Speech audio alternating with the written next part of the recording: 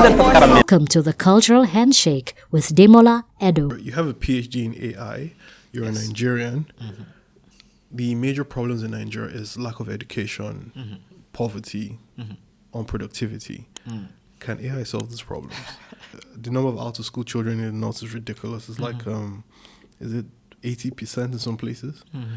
So how can AI as a tool be used to not only train teachers but educate people in Nigeria in general? Okay, so that's a hard one, but I'm going to take it piece by piece. So I think that we always want to go to the end without going through the steps. And so we always think about the education from the sense of, I want these people to be able to understand physics, and so maybe by the understanding of physics and the understanding of, basic science, they're just going to leave all of that behind. But I don't think so. I am of the opinion that they have to be brought into the conversation. Now, what people don't understand is sometimes the conversation in the north is siloed. We think that there's a general conversation, and that is one of the things I think about when I think about Twitter, where you're having a conversation, you think it's a general conversation, but it's a siloed conversation. Exactly. Yeah. So this happens a lot in the north, where what people are talking about, what people find very relevant to themselves or relevant to the community is not even being transferred to them. The knowledge that we seem to possess on how to think about things or how to, let's say, vote, for instance, is not being passed down, or the impact and meaning of, these particular things is not being passed down because the conversation in the north is siloed. Now, there are many ways that we can try to break that barrier. First of all, the northerners are more voice notes.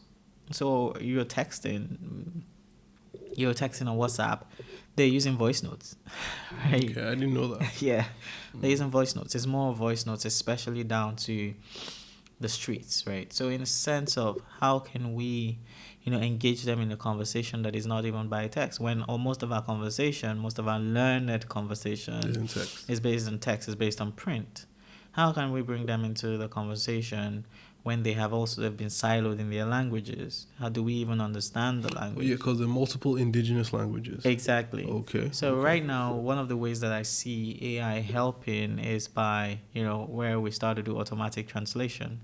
A very good friend of mine, which is very interesting. He's an American working here, has a startup here in Nigeria. He's working directly in that field, where he has a news app for the north right now, just for the north, but planning to expand it, trying to look at voice to text, all of it in house, or text to voice. So Google doesn't do this? No, not as well.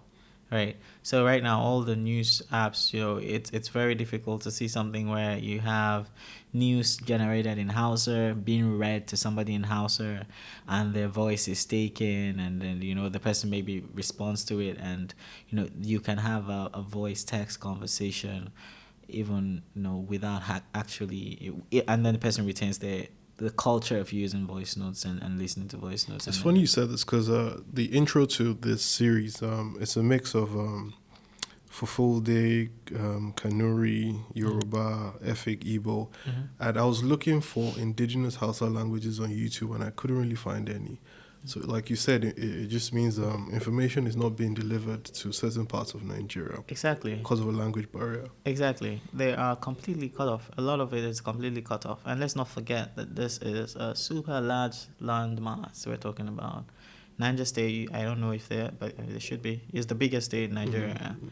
And the land mass is just, insane. And you have people all over Niger State. People only know of Mina.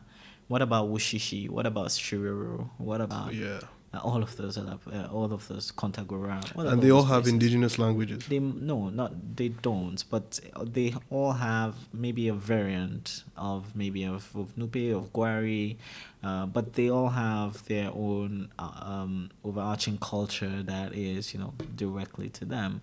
How do we reach out to those people? So in the sense of, bringing them part of the conversation, making them a part of the conversation we're having, I feel like AI can help translate to them not just in their voices. For instance, you have a Google doing Hausa translation, you have this robotic voice, right? When a Hausa person hears someone speak in the accent that he understands, he knows that, you know, this person feels like a part of me, he's more inclined to respond and listen to, you know, what the person is saying. We can do automatic accent translation, you know, where we make them comfortable by having them listen in accents that are, you know, predominantly their accents. This was work that I had done with Tejumadi and a couple of other friends in, I think, 2020, 2021, where we're working on accent, you know, transfer, where, you know, we could convert a Yoruba accent to a Hausa accent to an Igbo accent. And, with AI. yeah, and somebody could just, you know, listen to the same This piece is how of news. deepfake does it, right? yeah. Okay. If someone can listen to a piece of news in the accent that they like. So basically, you can have an English newspaper, have AI translate it to an indigenous language with an indigenous accent, and you can broadcast that on the radio. Exactly. So you can have a radio school, basically, if the government wants it. Exactly. Okay, interesting. So, that entry point, as you can already see, has opened a lot of doors. Education has opened a lot of doors, communication, you know, social interaction. But a lot of times we tend to come at it from a religious perspective. But that deepens the divide. It deepens the divide because I feel like now the culture is still being discarded as, you know, not relevant, and that is one of the fundamental issues that we have to face: the discarding of, you know, people's culture as not relevant, or the degrading of their culture as, you know, or putting their culture on the back burner. But I feel like with AI we can start to say, how do these people do things? How do they learn? How do they communicate? How do they talk? How do they access healthcare? How, you know, how is it? But like you said, if they're siloed, we've explained how you can give them information. How do you get the information back when they can't even afford smartphones? How do you acquire that information to make these decisions?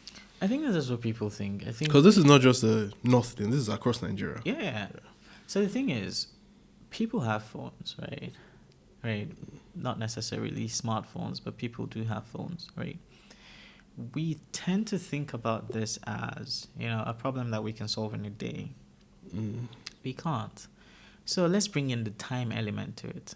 It's something we think about when we're solving a problem in computer science. Is it a spatial problem, or is it a spatial temporal problem? This is a spatial temporal problem, which means that it has to be solved over time. The thing about it is, with people getting more information, it means that they're going to want more at some point, because the field or the understanding of what is possible is increased. The yearnings become higher, and so they're going to want more. They're going to want to do more.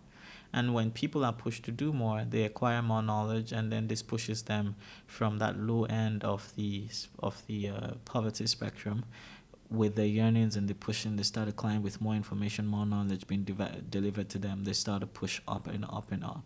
And let's not forget that there's also the community effect. One person pushing up means another person takes his people with him. Exactly. So we're talking about something that's not essentially linear, but can be exponential in a sense, but it's still based on time. We still have to wait. Somebody who has done this, maybe at some point has done some work, now has the understanding of the need for a smartphone, and then, you know, goes and tries to get a smartphone. Some people don't have smartphones not because they can't afford smartphones. They don't see the need. They don't see the need. You've communicated the need somehow, maybe through the radios or through the way that they access the news. And that starts to create a chain reaction, you know, that it might, you know, just create a revolution in one generation, right? So, but we need to think about the time element for it, and we need to think about it as a time-based interaction where, okay, fine, we don't know how to get the information back from them. Okay, let's give them the information first. Let's see what they do with it. Let them improve themselves with it, and then let's see how they evolve with it. You know, what are the new doors that are open? You know, what are the new vistas that we can exploit?